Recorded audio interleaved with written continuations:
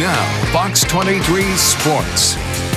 The Sooners got their Red River revenge, taking down Texas after scoring the go-ahead touchdown with just 15 seconds left. And the hills aren't too bad. They get worse. There's Crybaby Hill. That'll come up later on. Get ready for that. Holding on to about 20 Division I scholarships, and right now he's going to make his official announcement for us on which school he'll be heading to. You want to talk about perfect timing, guys? The bus is literally just pulling up right now as the Golden Eagles are returning to campus. And I have full highlights for you as well as post-game reaction once this thing goes final. And I know things are still quiet here in Houston this morning. Really not just at quarterback. This is almost a completely new roster here for the Cowboys. Congratulations. Welcome to Tulsa. And how's it feel? It feels good, Spenser. I'm admiring your outfit now. You're decked out. We are in the home stretch now of the football season. Hard to believe we only got 3 weeks left of the regular season. It's been a roller coaster ride so far this year for Oklahoma State, both marked by a tough loss against South Alabama. What a season it's been for Ollie Gordon. Even after a slow start to the year, he's now leading the country in rushing with over 1,200 yards. That's a lot tougher to try and qualify out of there, so he's got some work in front of him. 9 years since they've had a winning season here at ULM. What is your plan on how to turn around this program? Well, you know, I think it obviously starts with your culture. So you're telling me you believe in this team? I believe in them a lot more now than I did last week, but they're right there. They're just one win away from making their 4th straight trip to the World Series, and it'll be the first time the program has ever done that. Now, it was a Thursday night game, a nationally televised game. Great opportunity to kind of showcase this new team under head coach Kevin Wilson. The celebration has begun.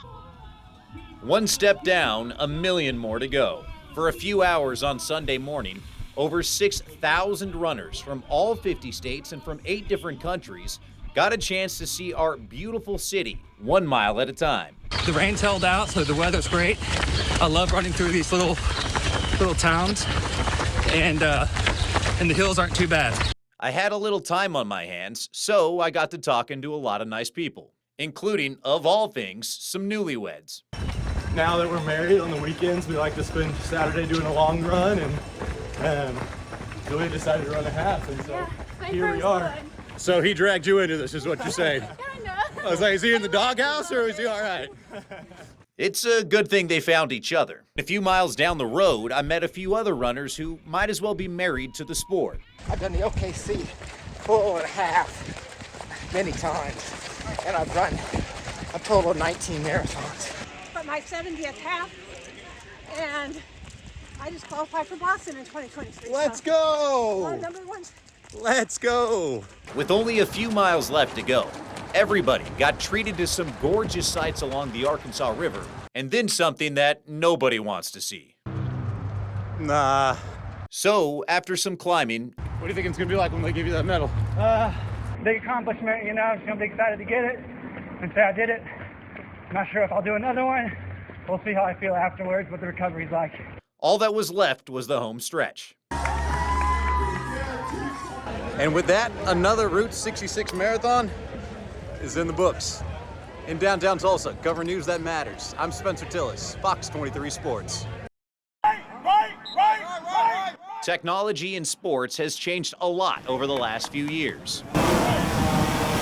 And over at Union, they got all kinds of fun new toys to play with this season. We want to be cutting edge at Union. We're always looking for ways to advance the game and help kids out to be the best they can be and get college ready. And so willing to try whatever it takes to make our players better. Say hello to the future of high school football. Virtual reality, or VR sets, that so far only a handful of teams across the country are using. Actual plays are recorded during practice and then saved to a library where they can then be used by players for a realistic simulation of every down. One count. The acceleration, the learning loop is so much tighter. You can get 40 reps in about 10 minutes. You average that, out for 30 days. That's 1,200 reps. That's about 2 seasons worth of reps. Too good. Black.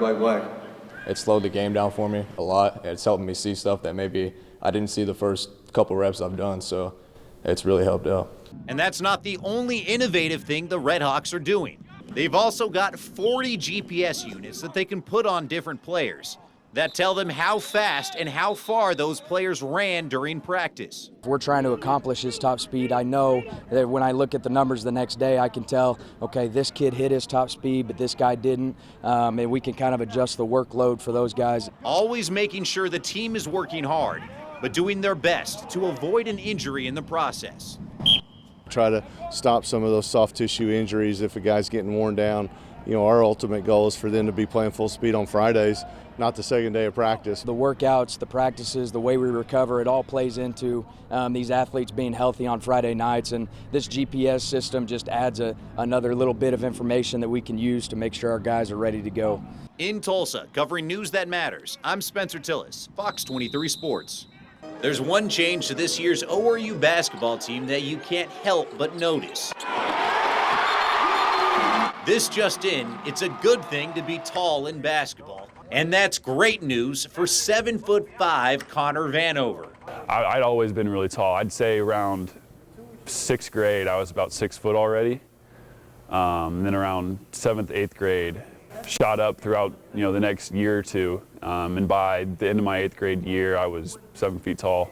Now, when I played college ball, I was about average height on my team at 6'2". Relax, it was only a junior college, but it's fair to say that the game has grown a lot since then. Now, the average height of a Division I player is around 6'4". Connor's not only more than a foot taller than that, he's actually tied for the tallest player in college hoops this year. And if you want to go one step further, he'd also be the tallest player in the NBA and tied for the 7th tallest player they've ever had, giving him more than enough room to have some fun. I tell people different heights, like 6'10". I see how low I can go and people to still believe it. Or I'll go oh, I'm 7'9", or I'm almost 8 feet tall. So how does this happen? Well, turns out it's sort of a family thing. It's my brothers who they're 7 foot and 7'1", and then there's me at definitely seems like a miracle. Yeah, we were 99th percentile growing up. And the only thing more rare than Connor's height is his skill set. The senior's been showing off the range this season, making some threes, a lot of them. 36 to be exact. Another skill that also happens to run in the family. My mom, she was able to shoot. That was one thing she was really good at is, mid-range, short corner shots. Getting the touch from her, I think really helped. In Tulsa, covering news that matters, I'm Spenser Tillis, Fox 23 Sports.